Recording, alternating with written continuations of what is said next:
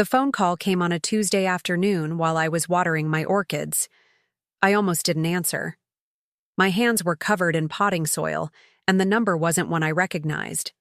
But something made me wipe my palms on my gardening apron and pick up. "Barbara Johnson?" The voice was crisp, professional, unfamiliar. "Yes, this is she." "My name is Melissa Chen. I'm the wedding coordinator for the Harrison Blake wedding scheduled for next May at Rosewood Manor. Before we jump back in, tell us where you're tuning in from, and if this story touches you, make sure you're subscribed, because tomorrow I've saved something extra special for you." My heart skipped. Rosewood Manor. Of course she'd chosen Rosewood. "I'm calling regarding the guest list," Melissa continued. "We need to confirm that you've been removed from all wedding events per the bride's specific instructions." The silence that followed felt like falling through ice. I gripped the phone tighter, my throat suddenly dry. "I'm sorry.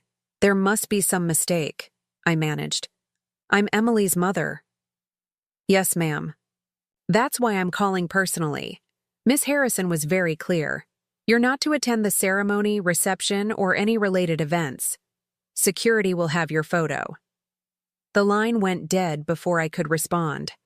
I stood there in my sunroom, surrounded by blooming orchids and afternoon light, holding a phone that suddenly felt like lead.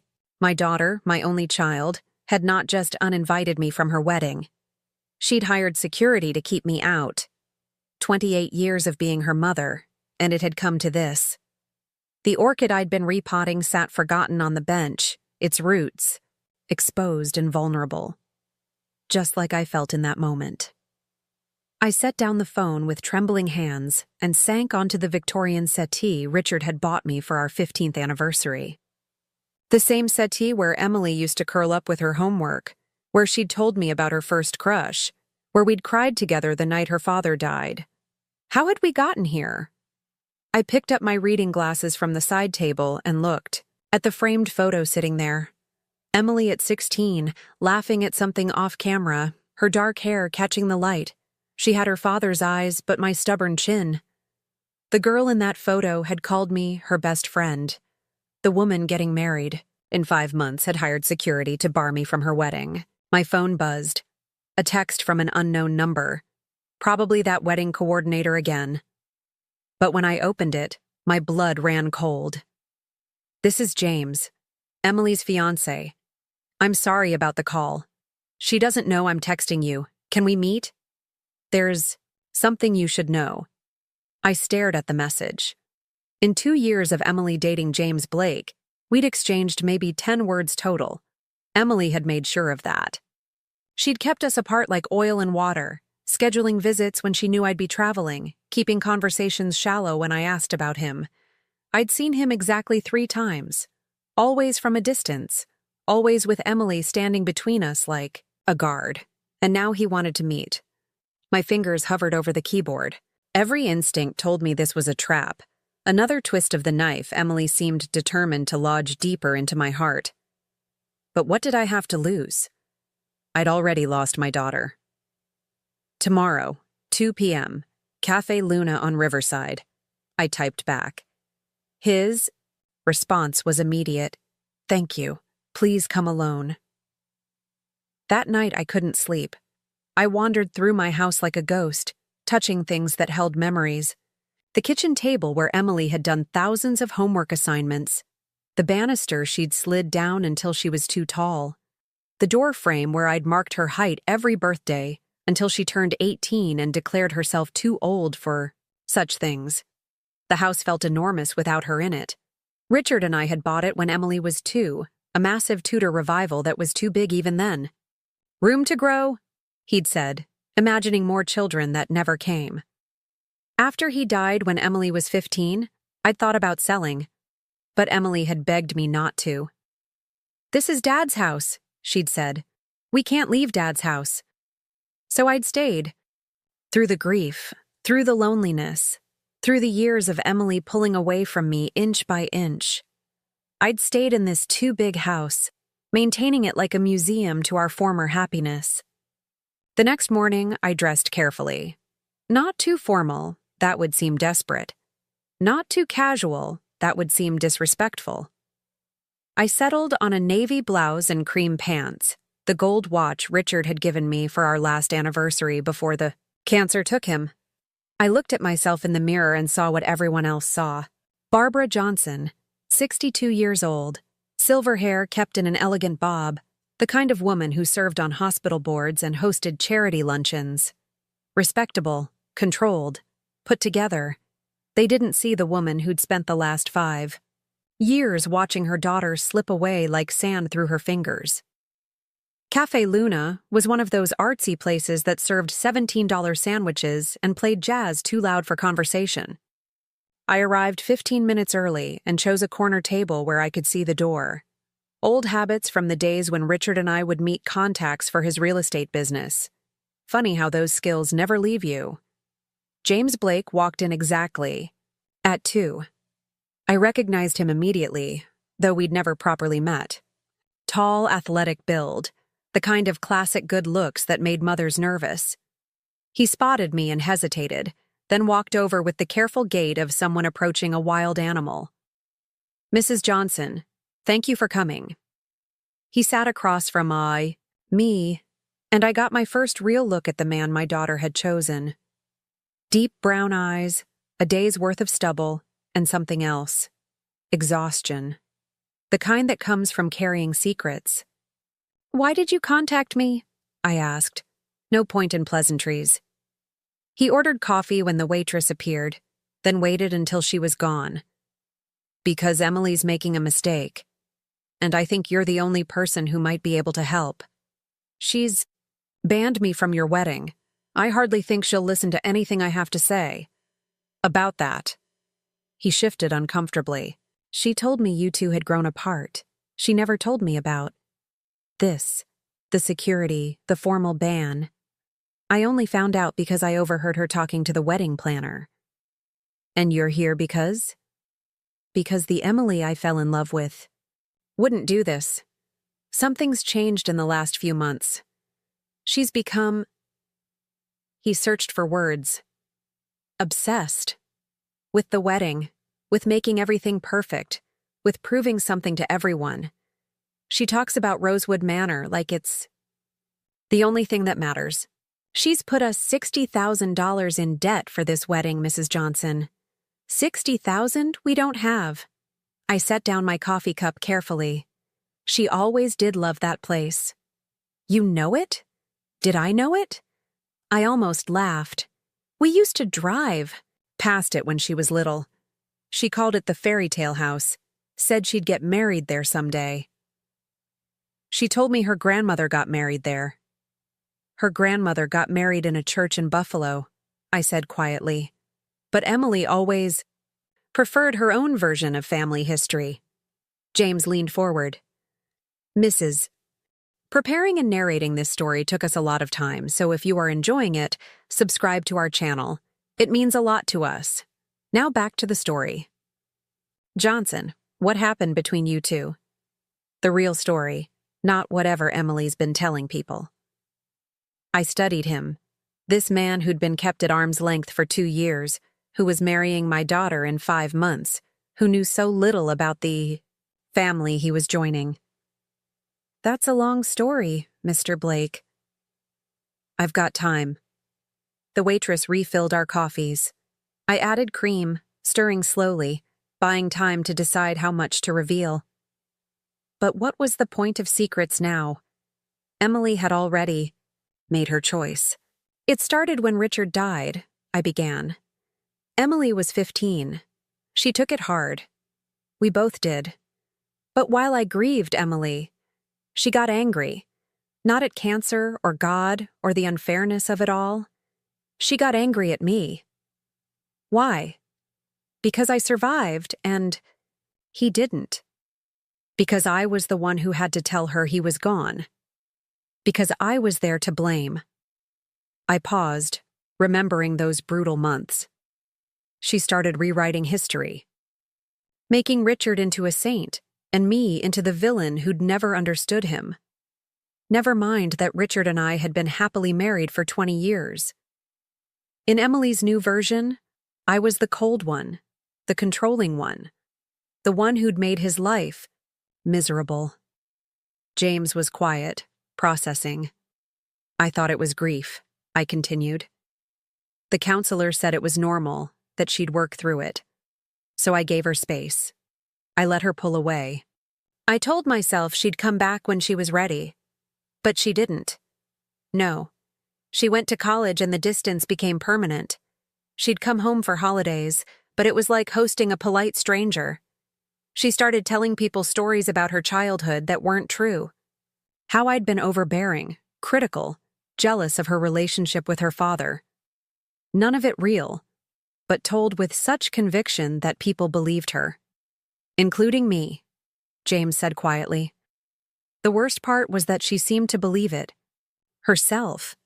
It was like she'd edited her memories, kept the ones that fit her narrative and discarded the rest. The mother who'd stayed up all night when she had pneumonia, who'd driven her to violin lessons for 10 years, who'd fought the school board when they tried to cut the music program, that mother ceased to exist. When did she ban you from the wedding? I didn't know I was banned until yesterday. We haven't spoken in 8 months. The last time was at her engagement party, which I wasn't invited to but showed up anyway. She was furious, said I was trying to ruin her happiness, that I couldn't stand to see her succeed without me. The truth was, I just wanted to toast my daughter's engagement like any other mother. James rubbed his face. She told me you caused a scene. I lifted a champagne glass and said, to Emily and James. That was my scene. We sat in silence. The jazz played on, something moody and blue that fit the conversation perfectly. There's more, James said finally. The reason I asked you here, Emily's been having these episodes, anxiety attacks, but worse. She'll lock herself in the bathroom for hours, obsessing over wedding details. Last week, I found her at 3 a.m, surrounded by fabric samples, crying because the napkins were ecru instead of ivory. She's always been particular. This is beyond particular. She's talked about Rosewood Manor like it's life or death. She says if we can't have the wedding there, she'd rather not get married at all. She's put down 3 separate deposits we can't afford, terrified someone else will book it first. Something cold settled in my stomach. Has she actually secured the venue? That's the thing. They keep saying they need to check with the owner, but they won't say who the owner is. Emily calls them daily, sometimes twice a day. It's becoming an obsession. I reached for my water glass, my throat suddenly dry. Of all the venues in Northern California, of all the places she could have chosen for her fairy tale wedding. Mrs. Johnson, are you all right? I'm fine. I wasn't fine. I was sitting across from my daughter's fiancé, learning that Emily was spiraling over a wedding venue she didn't know I owned. The irony was sharp enough to cut. Will you talk to her? James asked. I know she's banned you, but maybe if you reached out, tried to reconcile before the wedding? She won't see me. You just said she's hired security. Then maybe there's another way. Look, I love Emily, but I'm scared I'm losing her to this perfect wedding she's built up in her mind. And now I'm learning that she's cut out her own mother? He shook his head. That's not the woman I proposed to. I studied him, this earnest young man who thought he could fix what had been broken for 13 years. He didn't understand that. Some fractures run too deep, that some daughters choose their ghosts over their living mothers. Can I ask you something? I said. Why Rosewood Manor? Out of all the venues you looked at, why did she choose that one? His face changed, something soft and sad creeping in. She said it was the only place that felt like home. She said her best memories were connected to that house, that getting married there would be like having her whole family present, even the ones who were gone. He paused. I thought she meant her father. Maybe she did. But her father never lived there, did he? You said she made up stories about her grandmother getting married there. What's her real connection to that place? I could have told him. Could have explained about the Sunday drives when Emily was small, how we'd park outside the gates and make up stories about the people who lived there. How Richard would pretend to be different characters, a duke, a pirate, a wizard, while Emily shrieked with laughter. How she'd plan elaborate weddings for her dolls in the car, describing every detail of the ceremonies that would take place in that magical house. But those memories belonged to the mother she'd chosen to forget. I don't know, I lied. Emily's relationship with the truth has always been complicated. James signaled for the check. I should go. Emily thinks I'm at the gym. But Mrs. Johnson, I'm going to keep trying, to help her, to fix this. If you think of anything, any way to reach her. He left his business card on the table. After he was gone, I sat there for a long time, staring at the elegant script. James Blake, financial advisor. A good man trying to save a woman who didn't want to be saved from herself. I drove home the long way, past Rosewood Manor. The gates were open for an event, and I could see the gardens in full bloom. I'd bought the property 5 years ago, through a shell company, when the previous owners had fallen on hard times. It had been Richard's dream to own it someday, back when we were young and foolish and thought dreams were things you could hold on to. I'd never told Emily. By the time I signed the papers, she was already deep in her revised history, the one where I was the villain in every story. What would have been the point?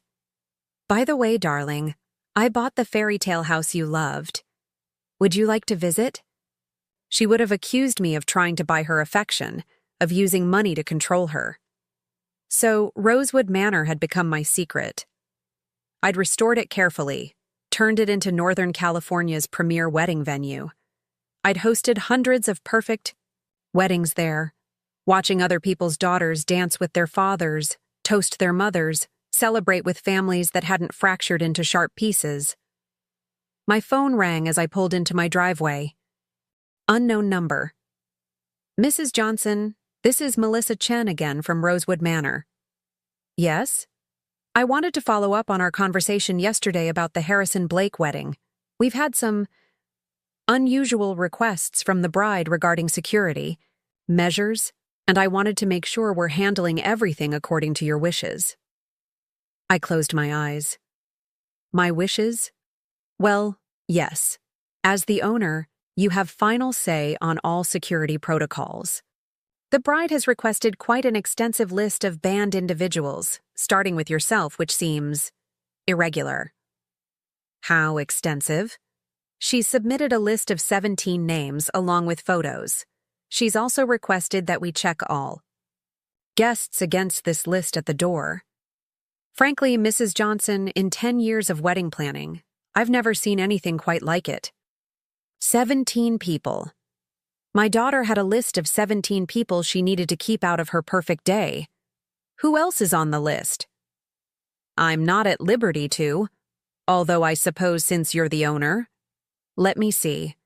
Your sister Margaret. Your brother David. Several names I believe are cousins. Some family friends. It appears to be most of your extended family, Mrs. Johnson. The hits kept coming. Not content with just banning me, Emily had eliminated anyone who might remind her of the life she'd rewritten. Implement whatever security measures the bride requests, I heard myself say. But Melissa? Don't tell her I own the venue. Not yet. Of course, Mrs. Johnson. Although, may I ask, this must be very difficult for you. You have no idea. I hung up and went inside to my empty house. In my study, I pulled out the leather journal I'd been keeping since Emily started pulling away. 5 years of trying to understand where I'd gone wrong, what I'd done to lose her. Pages and pages of memories, real ones, the kind Emily had chosen to forget or rewrite. I flipped to a blank page and began writing.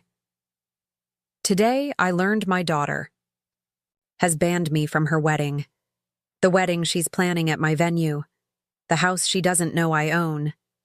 The fairy tale castle where her father and I once spun dreams for her, back when she still believed in happily ever after and mothers who loved unconditionally. The irony is perfect. The daughter who erased me from her life is desperate to get married in my house. She's calling daily, begging for approval from an owner she can't reach, not knowing that the person she's trying so hard to impress is the same mother she's hired security to keep away. I could end this with one phone call. Tell Melissa to reject the booking, cite any number of reasons. I could take away her fairy tale venue as easily as she took away my place in her life. But I won't. Because I know something Emily has forgotten. Love isn't conditional. It doesn't require reciprocation or even acknowledgement. Love simply is. And I love my daughter, even the version of her that's forgotten how to love me back. So I'll give her the perfect wedding at Rosewood Manor. I'll stay away as she's demanded. I'll let her have her fairy tale without the wicked mother to spoil it. But I'll be there in every detail. In the roses I planted in the garden where she'll take her photos. In the restoration of the ballroom where she'll have her first dance. In the careful preservation of the house she once called magical. She may have written me out of her story, but she can't erase the love that built the stage where she'll perform it. And maybe, just maybe, someday she'll remember the mother who used to park outside those gates and dream with her. The mother who bought her the fairy tale house, even after the fairy tale ended. Until then, I'll wait. I've gotten good at waiting. After all, what else does a band mother do? The morning after James's visit, I woke to find myself thinking about Emily's 7th birthday party. Strange how grief works, pulling random memories from the filing cabinet of your mind when you least expect them. That year, she'd wanted a princess party at home, but I'd convinced her to have it at the local community center. The grounds of our house were being renovated, I'd explained. What I hadn't told her was that I'd spent weeks transforming that plain community center into a palace. Fabric draped from the ceiling, paper flowers covering every wall, a throne made from a painted dining chair. Her face when she walked in still lives in my heart, that pure joy of a child whose mother had created magic from nothing. Now she wanted real magic, a real palace, and she had no idea her band mother held the keys. My phone buzzed, Margaret, my sister, calling from Seattle. "Barbara, what in God's name is happening? I just got a call from some wedding planner telling me I'm not welcome at Emily's wedding. Me, her godmother." I poured myself coffee with my free hand. "I know." "You know? How long have you known? And why didn't you warn me? Do you have any idea how humiliating it was to hear from a stranger that my own niece has blacklisted me?" "I found out 2 days ago. About myself, anyway. I didn't know about the rest of you until yesterday." Margaret's silence stretched long. When she spoke, again her voice was softer. "Oh, Barb, she banned you from the wedding?" "Security has my photo." "That child. I swear Richard would roll over in his grave if he knew how she's treated you. Remember how he used to say she got her stubbornness from you? Well, he was wrong. That level of cruelty? That's all her own creation." I sank into my kitchen chair, the one with the wobbly leg Richard had always meant to fix. "She's not cruel, Maggie. She's lost." "Lost? She's 31 years old, for heaven's sake. At what point do we stop making excuses for her?" Never, I thought, but didn't say. That's what mothers do. We never stop hoping our children will find their way back. "Have you considered telling her?" Margaret asked. "About Rosewood?" "No." "But Barbara, she's obsessing over your venue. The same venue where she's banned you from attending. The irony alone would only make things worse. Can you imagine? Hello, darling. I know you've hired security to keep me out, but surprise, I own the place. Now about that mother of the bride dance." "When you put it like that," Margaret sighed. "What are you going to do?" "What I've been doing for 5 years. Love her from a distance." After we hung up, I made a decision. If I was going to be banned from my daughter's wedding, I could at least make sure the venue was perfect for her. I called Melissa Chen. Mrs. Johnson, perfect timing. I was about to call you. We have a situation with the Harrison Blake wedding. My stomach clenched. What kind of situation? The bride is insisting on visiting the venue again. Today. She's called 6 times this morning, increasingly agitated. She seems to be under the impression that someone is trying to steal her date. Is someone? Of course not. We have her booked for May 15th, contract signed, deposit paid. But she keeps asking to speak with the owner, says she needs personal assurance that her wedding won't be canceled. I've explained that you prefer to remain anonymous, but she's becoming quite insistent.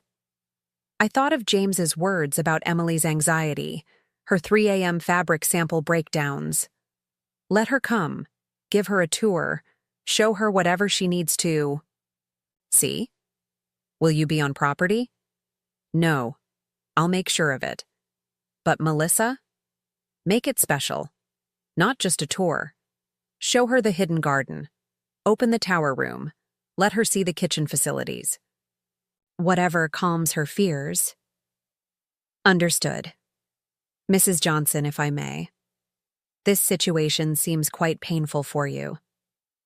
Pain and love often come wrapped in the same package, at least where children are concerned.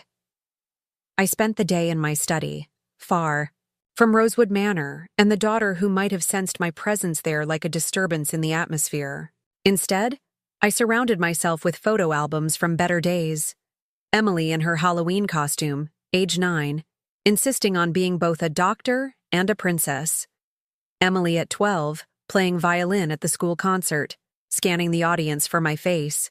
Emily at 15, just before Richard died. The last photo where she looked at me with uncomplicated love. The girl in those photos felt like a stranger now. Or maybe I was the stranger. Maybe that's what Emily had been trying to tell me all along. That evening, Melissa called back. The visit went well. The bride was very pleased, though she did spend an unusual amount of time in the main gardens. The gardens where I'd planted heritage roses the year after I bought the property, where Richard and I had once sat with young Emily, making up stories about the flowers having secret names and magical powers. She also asked numerous questions about the history of the property, seemed particularly interested in who had owned it over the years. I kept to our agreed-upon story about the owner being a private investor who prefers anonymity. How did she react? She seemed frustrated. She mentioned something about feeling a connection to the house that she couldn't explain. She actually asked if the owner ever visited the property, if there was any chance they might attend her wedding. The irony was suffocating. My daughter, who had banned me from her life, wanting the anonymous owner to bless her union. If only she knew the owner would have given anything just to watch from the parking lot. She also made an odd request, Melissa continued. She wants to reserve the tower room for the morning of the wedding. Said she needs a private space to prepare, away from the bridal suite. She was very specific about wanting that particular room. My hand tightened on the phone. The tower room, where Emily used to press her nose against the car window, watching. The single-lit window and making up stories about the princess who lived there. I'd restored that room first, filling it with the kind of old-fashioned elegance a little girl might imagine. Apparently, some part of her remembered. Grant her whatever she wants, I said. No additional charge. You're very generous, Mrs. Johnson. Was I? Or was I just a pathetic mother buying glimpses of her daughter's happiness from the shadows? 3 weeks passed. I kept my distance from Rosewood, conducting all business through Melissa and our event staff. But Emily's wedding consumed my thoughts. I found myself planning details she'd never know about. I ordered peonies for the gardens because they'd been her favorite flower at 16. I had the fountains cleaned and checked twice. I even tracked down the same variety of apple trees Richard had taught her to climb, planting them where they'd be visible from the ceremony site. Then James called again. Can we meet? Same place? This time he looked worse, thinner, shadows under his eyes that spoke of sleepless nights. "She's getting worse," he said without preamble. "The wedding has become her entire world. She's quit her job to focus on planning full-time. She's alienated most of her friends over tiny perceived slights. Last week, her maid of honor suggested maybe scaling back some of the expenses, and Emily disinvited her from the wedding party." "James?" "I found her medications, anxiety pills, antidepressants, prescriptions going back years that she never told me about. When I confronted her, she said they were from her dark period, that she didn't need them anymore because she was finally getting everything she deserved." "Has she talked about me?" He looked away. "She found an old photo of you two together, from when she was young. She tore it up, but I saw her crying over the pieces later. When I asked about it, she said she was crying for the mother she wished she'd had, not the one she got." Each word was a small knife, but I'd grown used to the cutting. "There's something else," he continued. "I've been doing research on Rosewood Manor. Did you know the property was sold 5 years ago to a private company?" My pulse quickened. "Oh?" "Hall Holdings, LLC. I couldn't find much about them, but the timeline is interesting. Right around when Emily started talking about getting married there someday. Almost like someone knew it was her dream venue. He was fishing, but in dangerous waters. Coincidences happen." "Do they?" He leaned forward. "Mrs. Johnson, I'm going to ask you something, and I need you to be honest. Do you have any connection to Rosewood Manor?" The moment stretched between us. I could lie. Had been lying by omission for years. But looking at this exhausted young man who loved my daughter despite her avalanche of red flags, I found I was tired of lies. "Yes?" His eyes widened. "You work there?" "I own it." The color drained from his face. He sat back, processing. She's getting married at your venue. The venue she's obsessed with. The venue where she's banned you from attending. Now you understand why I didn't mention it." "How long?" 5 years. I bought it through a holding company after the previous owners defaulted. Emily had always loved it, and I don't know what I thought. Maybe that someday we'd reconcile and I could surprise her. Foolish dreams of a foolish mother. James ran his hands through his hair. "This is insane. She talks about that place like it's sacred ground. She's convinced it's the only location in the world where she can be happy. And you've owned it all along?" "She can never know," I said firmly. "Promise me." If she found out, she'd either cancel the wedding entirely or turn it into something even more twisted. She needs this day to be perfect. And it can't be perfect if she knows I'm connected to it. "But you're her mother. You should be there." Should doesn't factor into Emily's world anymore. I made peace with that. "How?" His voice cracked. "How do you make peace with your child hating you? She doesn't hate me.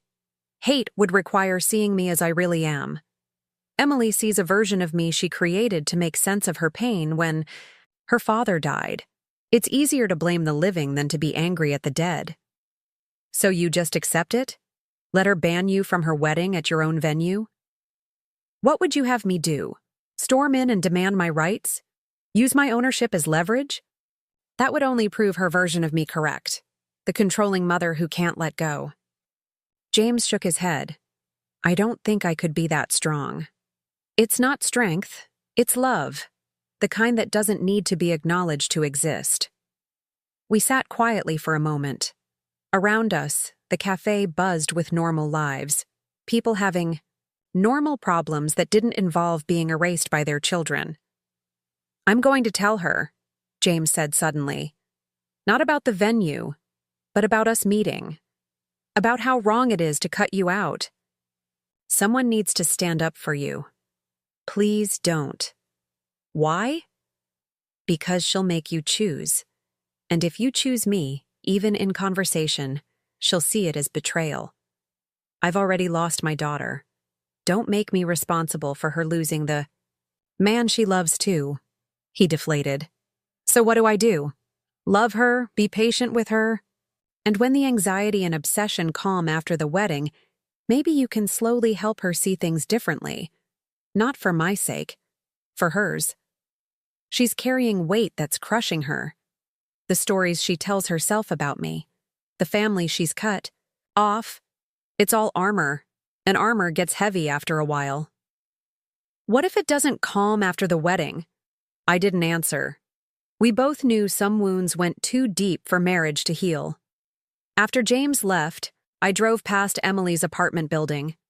Not to see her. I'd learned that lesson after too many awkward encounters, but just to be near her for a moment. Her car was in its usual spot, the same sedan I'd helped her buy after college. There was a wedding dress bag visible in the back seat. My phone rang. Melissa again. Mrs. Johnson, I'm sorry to bother you, but we have another situation. The bride has submitted her final guest list, and it's substantial. 350 guests.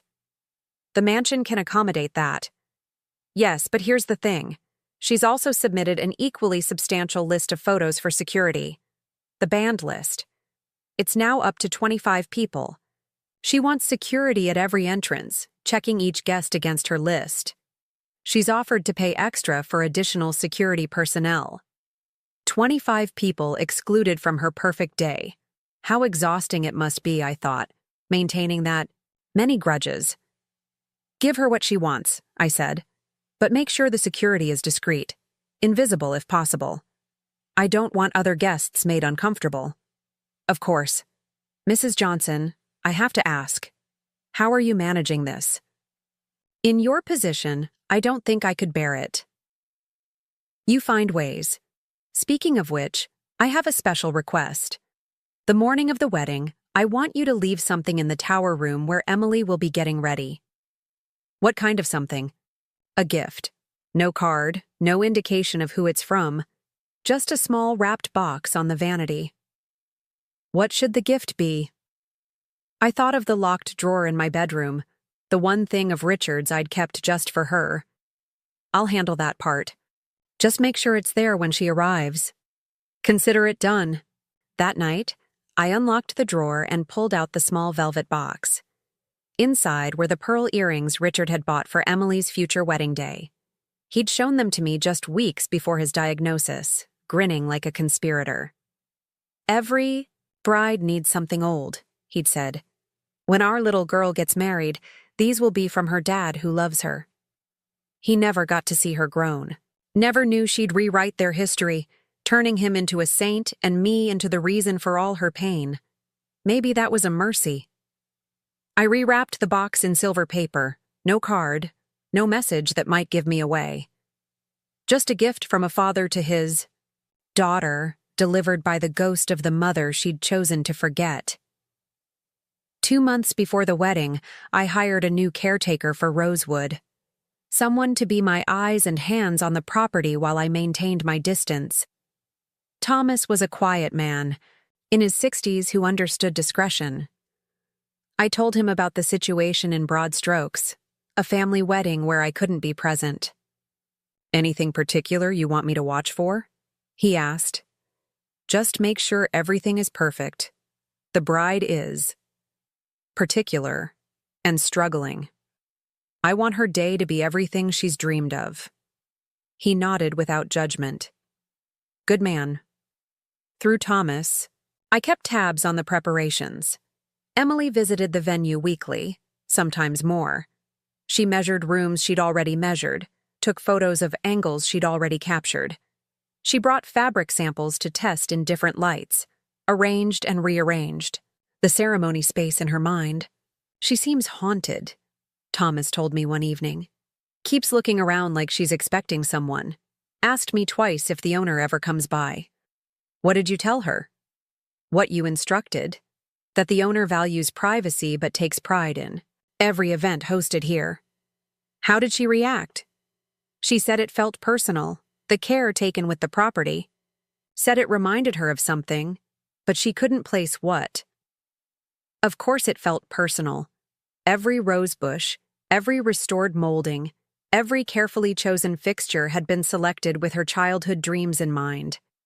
I'd built her the fairy tale castle she'd imagined from the outside of our car, even if she'd never know it. One evening, my phone rang. Unknown number. I almost didn't answer, but something made me pick up. Silence on the other end. Then breathing. Then very quietly, "Mom?" My heart stopped. "Emily?" More silence. I held my breath, afraid any sound might spook her. She started, then stopped. I heard what might have been a sob, quickly swallowed. "Never mind. Wrong number." The line went dead. I stared at the phone, willing it to ring again. It didn't.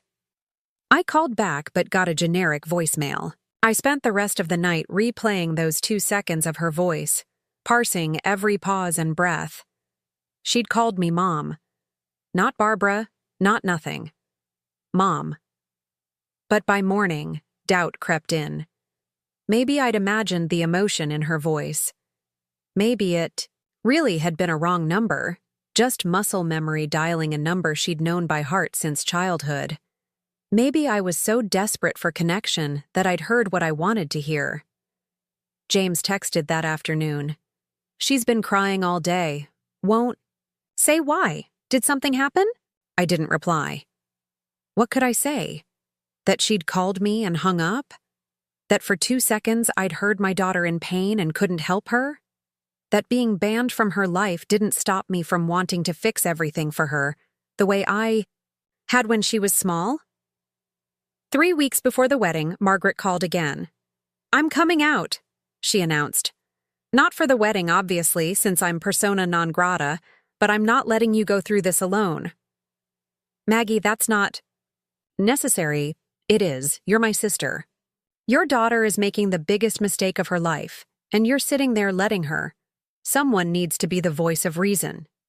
Please don't make this harder." "Harder?